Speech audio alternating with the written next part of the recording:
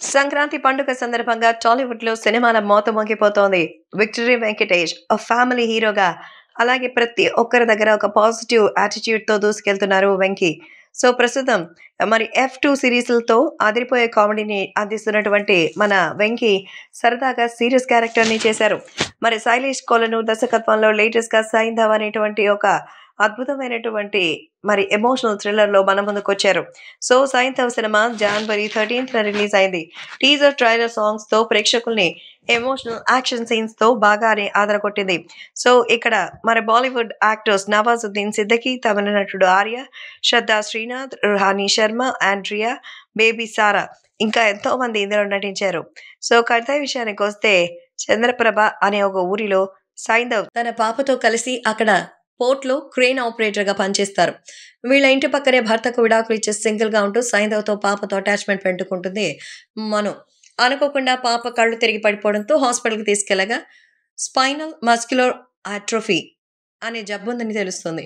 ఆ జబ్బుని నయం చేయడానికి ఒక ఇంజెక్షన్ చాలు. దాని విలువ 17,00,00,000. దీంతో పాపని ఎలా బతికించాలని బాధపడతారు సైంధవ్.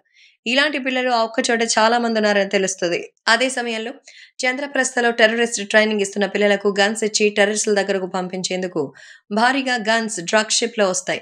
ఈ ఇన్ఫర్మేషన్ లీక్ అవ్వడంతో వీటిని పోర్ట్ కస్టమ్ ఆఫీసర్ పట్టుకుంటాడు.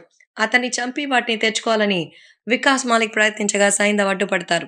ఆ కంటైనర్ నంబర్‌లు మార్చి దాచేస్తాడు. సైంధవ్ మళ్ళీ బరిలోకి దిగడానికి చంద్రప్రస్థ మాఫియా గ్యాంగ్ అంతా భయపడుతుంది. సైంధవ్‌ని చూసి అందరూ ఎందుకు భయపడతారు? సైంధవ్ గతంలో ఏం చేశారు? పాపని ఎలా బ్రతికించుకున్నారు? ఆ కంటైనర్స్ బయటకొచ్చాయా అనేది తెలియాలంటే మనం సినిమా చూడాల్సిందే. ఇక యాక్టింగ్ విషయానికొస్తే గతంలో ఇలాంటి ఎమోషనల్ సినిమాలు ఎన్నో చేశారు. కథ కూడా గతాన్ని వదిలి దూరంగా బ్రతుకుతున్న హీరోకి మధ్య ఒక గతంలో మనుషులు రావడం ఆల్మోస్ట్ మనం ప్రీవియస్ కొన్ని చూసే ఉంటాం. అయితే సైంధవ్ తన కూతురి మధ్య ప్రేమ, పాపకు డిసీజ్ ఉందని తెలవడం, కంటైనర్స్ గొడవ, సైంధవ్ మళ్ళీ తిరిగొచ్చారంటూ సాగుతుంది. సో, మొత్తానికి ప్రీ క్లైమాక్స్ నుంచి ప్రేక్షకుల్ని ఎమోషన్‌లోకి తీసుకెళ్తుంది. 'వెంకి' గురించి మనం చెప్పాల్సిన అవసరం లేదు కదా! 74 సినిమాల నుంచి ఎమోషన్, లవ్, యాక్షన్ అన్నిటితోనూ మైమరిపించారు. సో, ఇప్పుడు 75th సినిమాలో కూడా తనకి బాగా కలిసొచ్చిన ఎమోషన్‌ని తీసుకున్నారు. చివరి 10 నిమిషాలు మాత్రం 'వెంకి' ఓ పక్క బాధపడుతూనే మరోపక్క యాక్షన్ సీన్స్ చేస్తూ ఉంటాడు. అందులో మాత్రం 'వెంకి' యాక్టింగ్ పీక్స్ అట. అయితే ఈ సినిమాలో 'శ్రద్ధా శ్రీనాథ్' చాలా చేస్తుంది. అలాగే 'రిహానీ శర్మ' కూడా. ఇక ఈ సినిమాలో లేడీ విలన్‌గా ఆండ్రియా కూడా మెప్పిస్తుందట. అంతేకాకుండా ఆర్య ఈ సినిమాలో సైంధవ్‌కి హెల్ప్ చేసే క్యారెక్టర్‌లో అప్పుడప్పుడు వచ్చి ఎళ్తూ ఉంటాడు. సో, మొత్తానికి సంతోష్ నారాయణ ఇచ్చిన మ్యూజిక్ అయితే బావుంది. ఎమోషనల్ సాంగ్స్ అయితే బాగా ఆకట్టుకుంటాయి. సో, డైరెక్టర్ 'శైలేష్ కొలను' ఆల్రెడీ హిట్ సినిమాతో సక్సెస్ అయ్యారు.